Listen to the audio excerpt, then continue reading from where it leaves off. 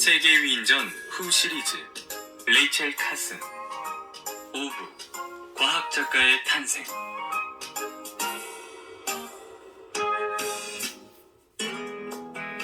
아주 마음에 듭니다. 우리가 그렇게 찾아 헤매던 작가가 여기 있었군요. 정말이세요? 아, 기뻐라. 레이첼의 글은 하긴스가 원하던 것이었습니다. 자연을 연구한 학자로서의 전문성과 작가로서의 재미 두 가지가 조화롭게 어우러져 있었기 때문입니다. 결국 레이첼은 매해 $200씩 총 $1000를 받고 글을 쓰기로 했습니다. 생활비가 걱정이었던 레이첼과 가족에게 이 원고료는 큰 도움이 되었습니다. 레이첼, 정말 고맙다. 네가 우리 가족을 살리는구나. 저한테도 좋은 일인걸요. 과학도 연구하고 좋아하는 글도 쓰고. 며칠 후 라디오 프로그램을 만들기 위한 회의가 열렸습니다. 정식 다큐멘터리 대본의 시작은 고등어로 하는 것이 어떨까요? 고등어는 너무 흔한데 뭐 특별한 이유라도 있나요? 고등어는 우리가 자주 먹는 생선이어서 친근하잖아요. 쉽게 사람들의 관심을 끌 수 있을 거예요. 오, 그렇군요. 역시 과학 전문 작가는 틀려요. 게다가 고등어의 삶은 파란만장해요. 어부들조차도 그런 것은 잘 모르죠. 알고 보면 인간보다 더 험난한 과정을 거쳐 어른이 된다니까요. 그거 아주 좋네요. 무엇보다 어려운 말보다는 바닷속에 숨어있는 아름답고 따뜻한 이야기로 사람들에게 대화하듯 다가가고 싶어요. 좋습니다. 그렇게 진행하도록 하세요. 원고가 완성되는 대로 바로 녹음에 들어갑시다. 혹시 제목도 생각해 보셨나요? 로맨스. 바다 밑에 로맨스가 좋겠어요. 당시는 텔레비전이 모든 가정에 보급되지 않았던 시절이었습니다. 그래서 라디오 드라마는 무척 인기가 많았습니다. 곧이어 해양 다큐멘터리 바다 밑에 로맨스가 방송됩니다. 바다 밑에 로맨스? 지루한 이야기겠구만. 고등어는 여행가입니다. 태어나면서부터 그들은 여행을 합니다. 어떤 녀석들은 참치의 커다란 지느러미 속에 숨어들어가 함께 이동하는 모험을 즐기기도 합니다. 고등어가 그런 물고기였어? 신기하네. 그러나 작은 물고기인 고등어를 노리는 적들은 곳곳에 숨어 있습니다. 고등어야, 죽으면 안 돼. 바다의 무법자 상어떼가 나타나기라도 하면 그 자리에서 고등어는 인생을 마무리하게 되죠. 위기를 무사히 넘기고 살아남은 새끼 고등어들은 어느덧 어른 물고기가 되어 육지와 접해 있는 따뜻한 바다에 도착하게 됩니다. 레이첼이 쓴 라디오 방송용 다큐멘터리는 쉽고 재미있어서 큰 인기를 끌었습니다. 마치 내가 바닷속에 있는 것 같아. 이렇게 재미있는 라디오 드라마는 처음이야. 다음 방송 때까지 어떻게 기다리지? 라디오 다큐멘터리를 성공시킨 공로로 레이첼은 수산자원국의 정식 직원이 되었습니다. 1년 동안 $2000를 받고 일하게 되면서 더 이상 생활비 걱정도 하지 않게 되었습니다. 과학을 주제로 글을 쓸 수 있는 직업을 갖게 되다니 정말 행복해. 이제야 돈 걱정 없이 살게 되었구나. 이게 다 레이첼, 네 덕분이야. 고맙다. 그런 말 마세요. 엄마는 언제나 제가 글을 쓸 수 있게 도와주셨잖아요. 이제 편안하게 모실 수 있게 돼서 기뻐요. 난 아직도 이 모든 게 꿈만 같아. 여보세요? 레이첼, 무슨 일이야? 그러나 행복한 순간은 오래가지 못했습니다. 레이첼의 언니 마리가 아이들만 남겨놓고 세상을 떠났기 때문입니다. 아이들은 우리가 데려와요, 엄마. 당시 레이첼의 언니는 남편 없이 혼자 딸 둘을 키우고 있었습니다. 네 식구가 살기에는 넉넉지 않은 형편이었지만 레이첼은 조카들을 맡아 키우기로 했습니다. 자, 여기가 이제 너희 집이다. 마음에 드니? 네, 좋아요. 아휴, 아이들을 키우려면 교육비가 만만치 않을 텐데 걱정이구나. 에이, 제가 아껴 쓰면 돼요. 저렇게 착하고 예쁜 아이들을 보육원에 보낼 순 없잖아요. 레이첼은 자신있게 말했지만 자신의 월급만으로는 아이들을 키우기 힘들다는 것을 잘 알고 있었습니다. 그때 하긴스 국장이 그녀의 운명을 바꿀 임무를 주게 됩니다. 레이첼이 쓴 바다 밑에 로맨스 원고를 모아 책을 내기로 한 것 알고 있지? 네. 거기에 들어갈 머리말이 필요한데 좀 써줄 수 있겠어? 어떤 내용을 써야 하죠? 맨 앞에 조금 들어가는 글이니까 책에 대한 호기심을 주는 내용이면 되겠지. 써볼게요. 레이첼은 글의 제목을 물의 나라로 정하고 글을 쓰기 시작했습니다. 하지만 작은 일에도 늘 열심히 했던 레이첼은 서문 정도가 아닌 훌륭한 한 편의 작품을 쓰고 말았습니다. 레이첼, 처음부터 다시 써줘야겠어. 이런 글은 곤란하다고. 왜요? 내용이 잘못되었나요? 그게 아니라 이 글은 지나치게 훌륭해. 이건 문학잡지 월간 애틀랜틱에나 실릴 법한 글이라고. 좀 짧고 간단하게 써봐. 내 글이 그렇게 훌륭하단 말이야? 채택은 안 되었지만 힘이 나는걸. 하지만 월간 애틀랜틱이라니 너무 과한 칭찬 아니야? 네로라 하는 작가들도 거기에 글을 싣고 싶어 줄을 서 있다던데. 그런 곳에서 내 글을 봐줄 리가 없잖아. 아깝지만 이건 혼자 간직해야겠다. 아이들을 키우는데 돈이 꽤 많이 드는구나. 이러다간 또 빚을 져야 할지도 몰라. 더 이상 물러설 곳이 없어. 원고를 월간 애틀랜틱에 보내보자. 레이첼은 바다 밑의 로맨스 책의 서문으로 썼던 물의 나라를 문학 잡지로 보냈습니다. 역시 안 되는 건가? 일주일이나 지났는데 감감무소식이네. 불쌍한 내 조카들. 앞으로 어떻게 하지? 여보세요? 가슴 작가님? 여기는 월간 애틀랜틱입니다. 네. 작가님의 글을 매우 인상 깊게 읽었습니다. 당장 계약을 했으면 하는데 괜찮으십니까? 가능하고 말고요. 물의 나라 대신 해저라는 제목으로 실린 레이첼의 글은 내쪽에 불과했지만 읽는 사람들에게 강렬한 인상을 주었습니다. 대성공입니다. 전문가들의 호평이 쏟아지고 있어요. 어려운 과학을 이토록 아름답고 감동적으로 표현할 수 있다는 것에 다들 놀라워했습니다. 정말 다행이에요. 저는 이 글의 맨 앞부분이 마음에 듭니다. 누가 바다를 아는가? 육지의 감각만 가지고 있는 당신과 나는 파도에 송이송이 맺힌 물방울을 모르고 바닷물이 밀려들어 해초 아래 숨어있는 개를 덮치는 것은 알지 못한다. 단번에 독자들의 시선을 사로잡잖아요. 해저가 발표된 지 얼마 되지 않아 레이첼은 한 출판사로부터 책을 내자는 제의를 받게 됩니다. 이럴 수가. 바다가 주인공인 책을 내신다고요? 그렇습니다. 일반인도 쉽게 읽을 수 있는 과학책으로 만들 거예요. 저와 생각이 같으시군요. 과학은 전문가들만의 것이 아니에요. 누구나 바다의 아름다움과 공포, 신비에 대해 알 권리가 있죠. 저희와 딱 맞는 작가님이시네요. 당장 시작하죠. 글쓰기를 좋아하고 바다를 사랑하는 레이첼이었지만 한 권의 책을 쓰는 일은 쉽지 않았습니다. 게다가 출판사에서는 초보 작가인 그녀를 믿지 못하고 원고가 완성된 뒤에나 계약을 하겠다는 의견을 보내왔습니다. 또 글이 막혀버렸어. 잠시 여행이라도 다녀오렴. 좋은 생각이 떠오를 거야. 엄마 말이 맞아요. 자연 속에 모든 가르침이 있다는 것을 잠시 잊고 있었네요. 내일이라도 당장 바다에 가서... 또 출판사인가? 작가님, 원고는 언제 주실 건가요? 벌써 반년이 다 되어간다고요. 죄송해요. 할머니! 그래, 내 새끼들. 근데 레이첼 이모는 어디 갔어요?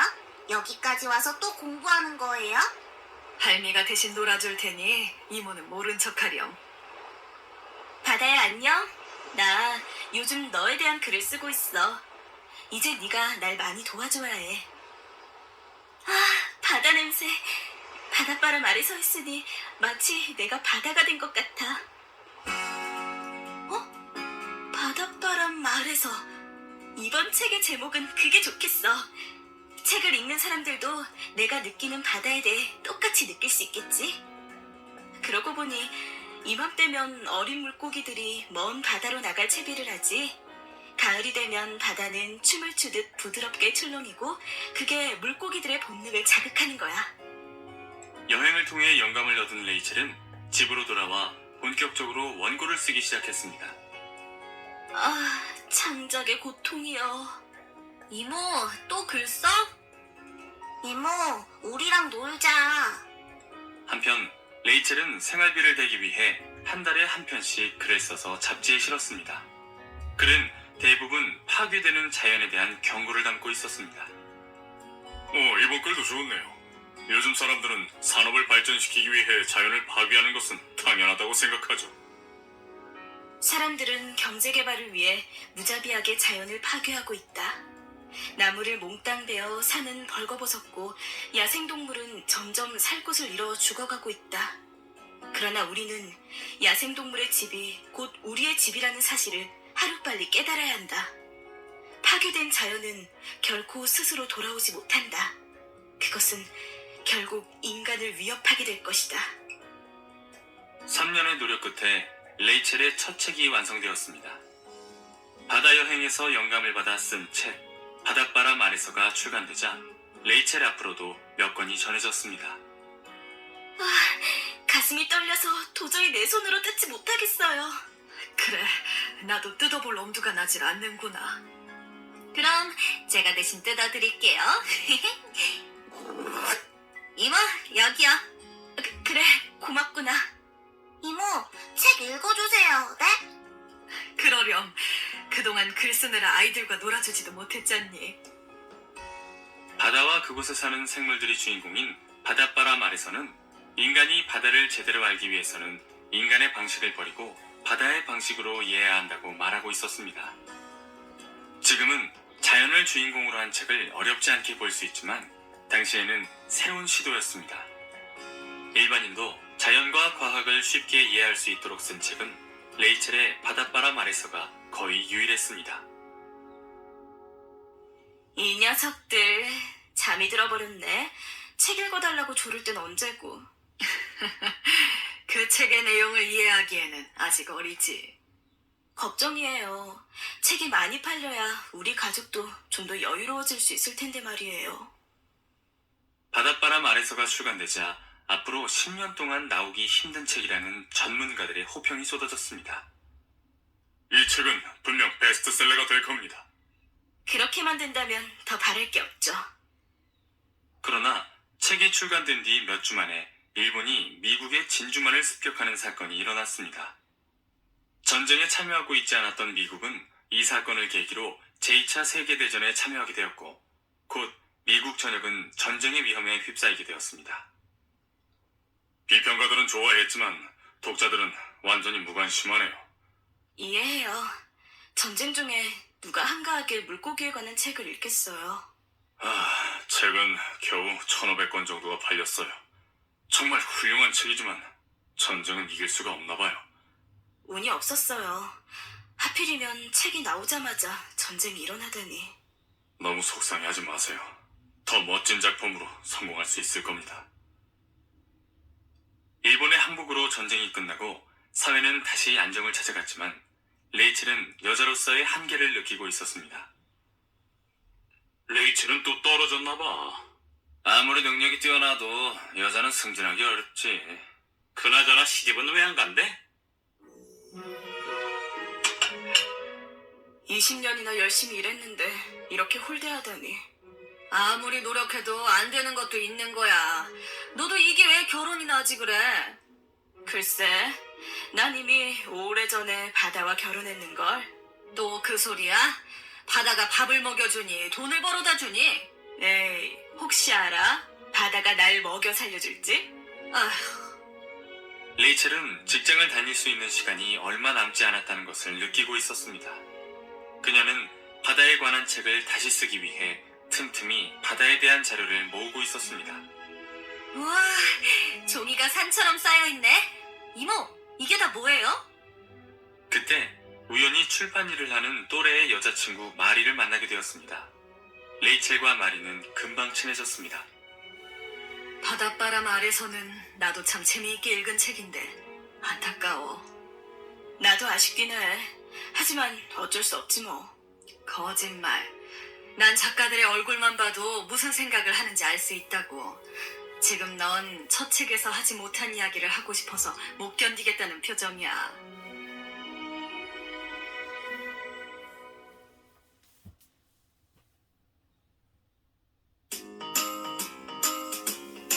세계 위인전 후 시리즈 레이첼 카슨 6부 침묵의 봄.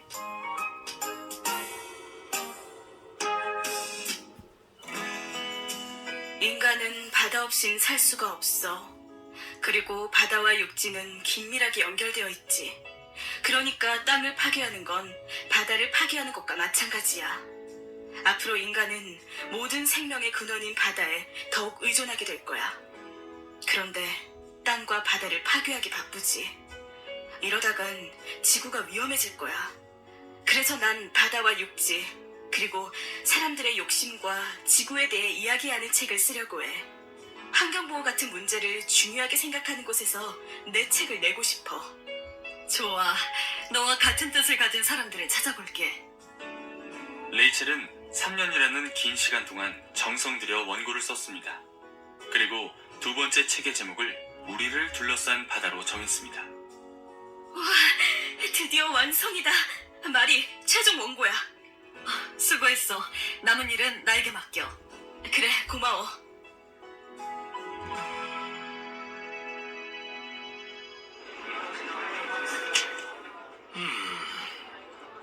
편집장님, 소감이 어떠신가요? 놀랍습니다. 이건 하나의 시예요. 어떻게 바다를 어머니와 비교할 생각을 하셨습니까?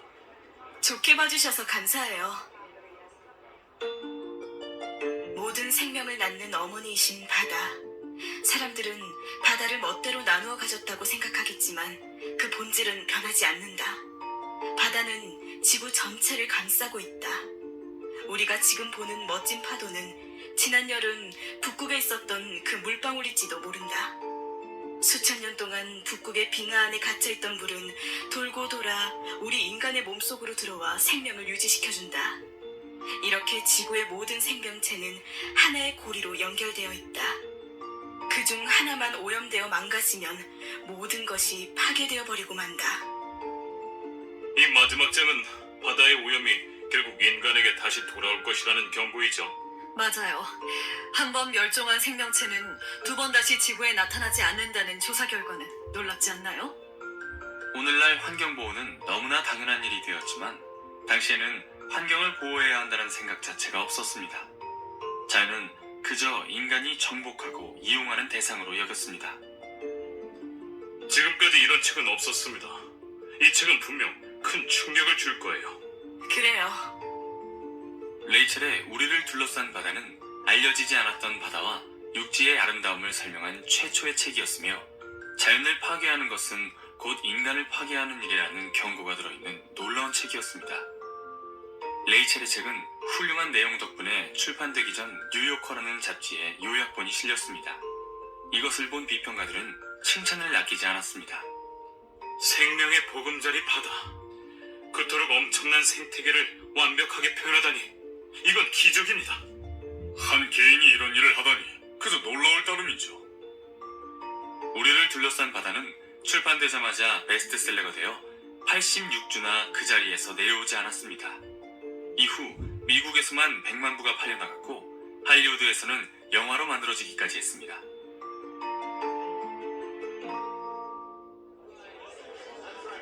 뉴요커에 실린 글이 사람들의 호기심을 자극한 모양이야. 이 사람들이 다 너의 책을 사러 온 거라고. 믿기지가 않아. 이렇게 큰 호응을 얻을 줄은 생각지도 못했어. 어제 바닷속을 탐험하는 꿈을 꿨지 뭐야. 책에 나온 눈이 퇴화된 물고기가 나왔는데 정말 무서웠어. 하긴 나도 글이 어찌나 생생한지 영화를 보는 것 같았어.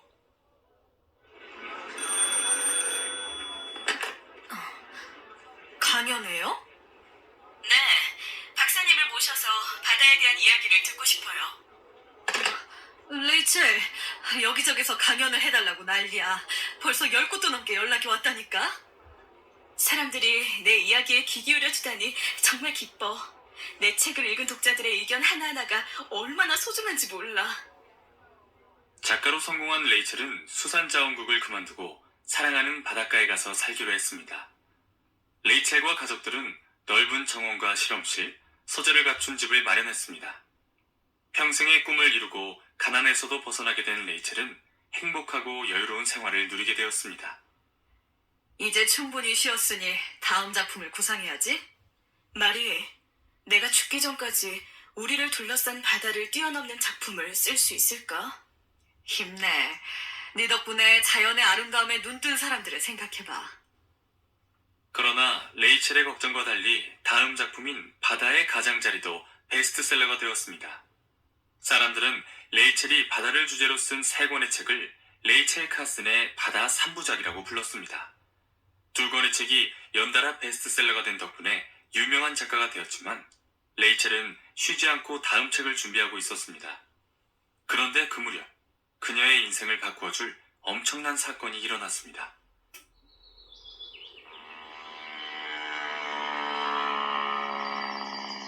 또 DDT를 뿌리는구먼. 마을에 모기가 많아져서 소독을 하는 거래.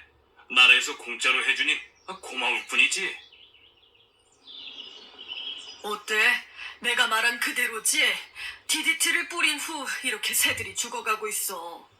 그래, 직접 보니 편지 내용보다 훨씬 심각하다.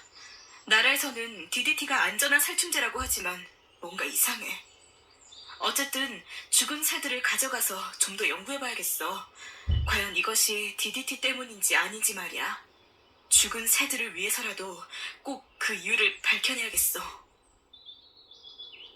안전하고 효과 만점인 살충제 DDT를 사용해보세요. 마당에 우리 몰래 살고 있는 벌레들이 단번에 사라진답니다. 올해도 정원에 DDT를 뿌려볼까? 정말 효과가 좋다더구나. 게다가 가격도 싸고 어디서나 쉽게 살 수 있대. 글쎄요. 저는 저렇게 좋은 점만 이야기하는 광고를 보니 오히려 더 의심스러운데요. DDT는 아직 안전성이 증명되지 않은 물질이에요. DDT는 강력한 살충 효과가 있는 화학물질로 이와 벼룩을 제거하는 데 탁월한 효과가 있었습니다. 당시에는 번식력이 강한 이와 벼룩 때문에 많은 사람들이 골치를 썩고 있었습니다. 특히 전쟁터에서는 적군보다 더 물리치기 힘든 벌레라는 말이 나올 정도로 큰 문제거리였습니다. 이때 등장한 강력한 살충제 DDT는 신이 내린 약이라고 불리며 미국 정부의 지원 아래 대량으로 생산되었습니다. 전쟁이 끝난 뒤에는 농작물을 갉아먹는 해충을 없애는 데에도 효과가 있다는 사실이 입증되어 일반 가정에서도 사용하게 되었습니다. 사람들은 DDT의 좋은 점을 알리는 긍정적인 광고 덕분에 DDT가 언젠가 지구상의 모든 해충을 없애고 인간을 더욱 행복하게 해줄 거라고 생각했습니다. 아빠, DDT를 뿌리면 진드기같이 징그러운 곤충을 다 죽일 수 있어요? 물론이지. DDT만 있으면 벌레 걱정은 안 해도 된단다. DDT는 종종 공중에서 대량으로 뿌려지기도 했습니다. 숲이나 산에 사는 해충들을 죽이기 위해서였습니다. 그러나 대량으로 살충제를 뿌린 곳에서는 어김없이 커다란 재앙이 일어났습니다.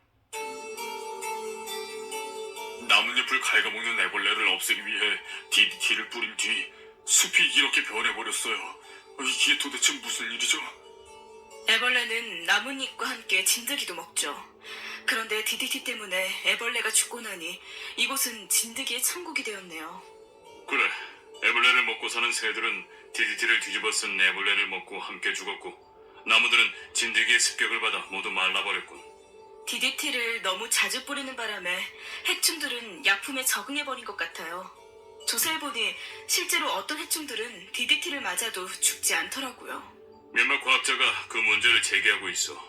더 큰 문제는 애초에 DDT가 사람이나 동물에게 해로운지 실험도 하지 않은 채 사용되었다는 점이야. 이렇게 나가다간 지구 전체가 해충의 천국이 되고 말 거예요. 하지만 살충제가 인간에게까지 해롭다는 것을 증명하려면 매우 긴 시간이 필요할 거야. 레이첼은 각종 신문 자료와 문서, 새나 동물들의 죽음으로 피해를 당한 주민들이 소송을 건 자료를 토대로 DDT에 관한 정밀한 조사를 시작했습니다. 조사 결과는 매우 심각했습니다. 인간의 몸에 많은 양의 DDT가 닿을 경우 약품이 인체에 쌓여 무서운 일이 벌어질 수도 있었습니다. 한 농부가 실수로 엄청난 양의 DDT를 뒤집어 쓴 후 2달가량 괴로워하다가 사망했다. 원인은 골수가 완전히 파괴된 백혈병. DDT는 사람의 몸 안에 들어가면 지방과 합쳐져서 몸 밖으로 배출되지 않고 계속 쌓였습니다. 몸 안에 모인 DDT는 장기를 파괴해 백혈병 같은 치명적인 질환을 일으켜 사람을 죽음으로 몰고 갈 수도 있었습니다. DDT는 알면 알수록 무서운 약품이군. 하루라도 빨리 이 사실을 알려야 해. 레이첼은 조사한 결과를 정리하여 리더스 다이제스트 잡지사를 찾아갔습니다. DDT는 괴물입니다. 정부에서는 안전하다고 하지만 검증이 필요해요. 사람에게 해롭지 않다는 것이 증명될 때까지 사용을 금지해야 합니다. DDT는 독성이 너무나 강해서 많은 양이 사람에게 직접 닿을 경우 죽을 수도 있습니다. 확실하게 DDT 때문이라는 것이 증명이 됐나요? 이미 병에 걸린 사람일 수도 있잖아요. 그러니까 그것이 증명될 때까지. 확실하지도 않은 일을 실을 순 없어요. 살충제 회사는 우리 잡지에 가장 많은 광고를 싣고 있어요. 잘못 건드렸다간 큰 손해를 입게 된다고요. 그렇다고 이렇게 가만히 있을 순 없어요. 살충제 회사에서 소송이라도 걸면 어쩝니까? 우리가 질 게 뻔한데. 네? 소송에서 치면 우리 잡지사는 파산하고 말겠죠. 살충제 제조 회사는 우리에게 어마어마한 피해 보상금을 요구할 테니까요. 레이첼은 알고 있는 모든 수단을 동원하여 노력했지만 결국 어떤 잡지사도 DDT가 위험하다는 기사를 실어주지 않았습니다. 말도 안 돼. 이런 큰 경고를 무시해버리다니. 누구도 부정할 수 없는 확실한 증거를 찾아볼 거야. 시간이 걸리더라도 진실을 알리고 말겠어. 레이첼, 네가 말한 전 세계의 살충제 소송에 관한 자료야. 그런데 저 많은 논문을 다 보려고? 관련된 자료는 하나도 빼놓지 않고 꼼꼼히 볼 거야. 레이첼은 방대한 자료 조사와 더불어 살충제의 위험성에 공감하는 전문가들을 만나 과학적 증거들을 차곡차곡 모았습니다. 그 중에는 수산자원국에서 같이 일하던 상사도 있었습니다. DDT는 신이 내린 약이 아니야. 난 오히려 악마의 물질이라고 생각해. 사실 정부에도 DDT로 인한 피해가 여러 번 신고되었어. 그런데 왜 모른 척 하는 거죠? 역시 살충제 회사와 뭔가가 있군요. 이 자료는 정부의 정책과 살충제 제조 회사의 현황을 모은 거야. 고맙습니다. 많은 도움이 될 거예요. 난 네가 이런 일에 앞장서는 게 자랑스러워. 이 책은 세상의 진실을 알리는 열쇠가 될 거다. 네, 열심히 해볼게요. 레이첼이 연구에 정신없이 빠져있던 중 어머니가 세상을 떠났습니다. 넌 언제나 정의로운 아이였지. 용기를 잃지 말고 나쁜 세력을 무찔러야 한다. 말씀대로 제가 나쁜 세력들은 반드시 무찌를게요.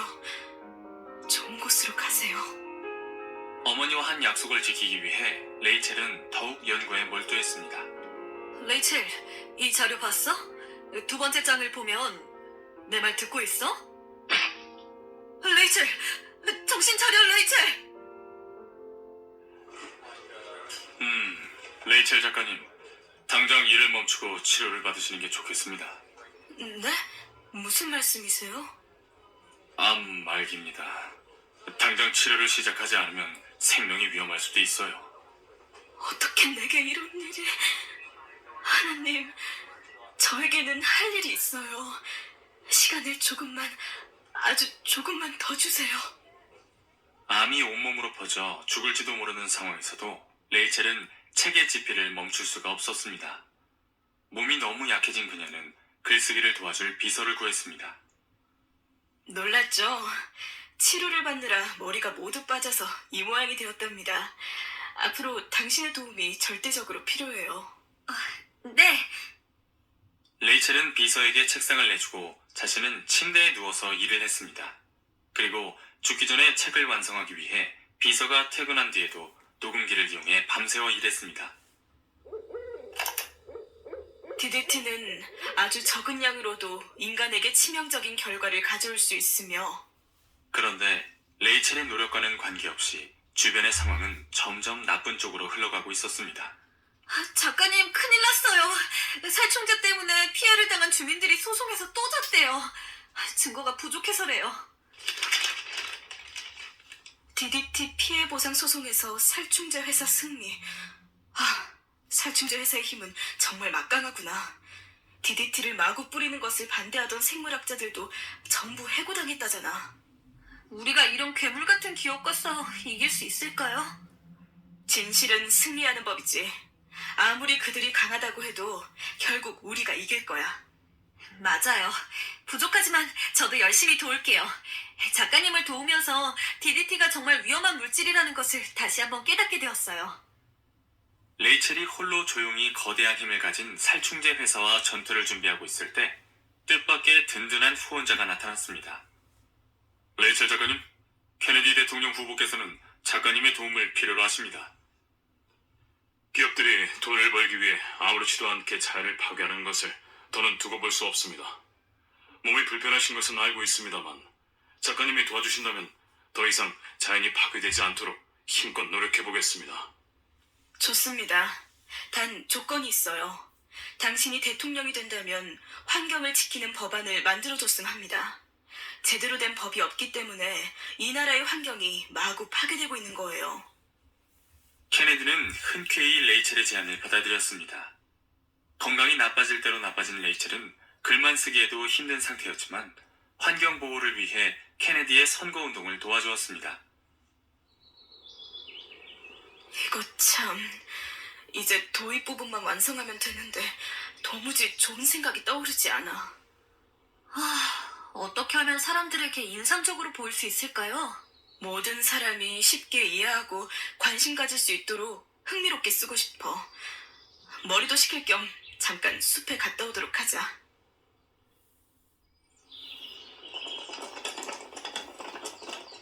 무리하시면 안 돼요. 어릴 적부터 숲은 나의 가장 좋은 친구였어. 숲에 가면 힘이 난다니까. 내가 어릴 적에 살던 집 뒤에도 이런 숲이 있었어. 그 숲은 나의 놀이터이자 스승이었지. 토끼들아, 새들아, 내가 왔어. 오늘은 뭐라고 놀까? 저 하얀 건 뭐지? 눈인가? 하지만 지금은 봄인데. 얘들아, 왜 그래? 무서워. 이게 무슨 일이지? 안 돼. 작가님, 왜 그러세요? 악몽이라도 꾸셨어요? 꿈이구나. 그래, 도입부는 이런 우화가 좋겠어. 네? 무슨 우화요? 레이첼은 집으로 돌아오자마자 도입부를 쓰기 시작했습니다. 꿈속에서 보았던 숲을 하나의 마을이라고 생각하고 그곳에서 일어났던 일을 하나씩 적어나갔습니다. 드디어 책이 완성되는 순간이야. 잘 받아 적어야 한다. 네, 시작하세요. 제목, 내일을 위한 우화. 평화롭고 아름다운 마을에 낯선 병이 돌기 시작했습니다. 새들이 죽고 귀여운 동물 친구들도 갑자기 죽어버렸습니다. 사람들은 갑작스러운 비극에 어리둥절했지만 아무도 그 원인을 알지 못했습니다. 새와 동물들이 사라진 마을은 침묵에 빠져버렸고 봄이 와도 새들은 지저귀지 않았습니다. 생명이 사라진 마을에는 하늘에서 내린 하얀 가루만이 마치 눈처럼 조용히 떠다니고 있었습니다. 꿈에서 영감을 얻은 도입부 내일을 위한 우화에서 마을을 떠다니는 흰색 가루는 살충제 DDT를 가리키는 것이었습니다. 역사의 길이 남을 레이첼 카슨의 작품 침묵의 봄은 그렇게 완성되었습니다. 사람들에게 진실을 알려야 해. 원고를 받은 마리는 먼저 뉴요커 잡지에 침묵의 봄의 내용을 요약한 축약본을 3번에 걸쳐 연재하기로 했습니다. 책의 내용이 공개되면 엄청난 일이 일어날 거야. 제일 먼저 살충제 회사와 정부가 나서 이 책의 출간을 막겠지. 침묵의 봄 축약본 첫 회는 예고 없이 갑자기 공개되었습니다. 살충제 회사의 방해를 피하기 위해서였습니다. 그동안 우리가 알고 있던 것이 모두 거짓이란 말인가? 침묵의 봄을 보니 알겠어. 살충제 회사는 돈을 벌기 위해서라면 지구도 팔아먹을 나쁜 놈들이야. 정부는 그동안 뭘 하고 있었던 거야? 예상대로 살충제 회사는 나머지 2, 3부를 싣는다면 광고를 중단하겠다며 잡지사를 협박해왔습니다. 연재를 당장 끝내지 않는다면 피해 보상을 요구하는 소송을 내겠습니다. 마음대로 하십시오. 우리도 변호사와 과학자들의 검증을 통해 침묵의 봄이 모든 내용은 사실이라는 결론을 내렸으니까요. 결국 뉴요커에는 3부작이 모두 실리게 되었고 여론은 불꽃처럼 타오르기 시작했습니다. 침묵의 봄의 출간을 막지 마라! 우린 진실을 원한다! 면밀히 검토한 결과 책에 나와 있는 근거는 모두 사실입니다. 소송을 해봤자 우리가 이길 확률은 없습니다. 그리고 살충제 제조회사의 소송은 결국 이루어지지 못했습니다. 침묵의 봄의 내용은 과학적 근거로 탄탄히 무장한 진실 그 자체였기 때문입니다.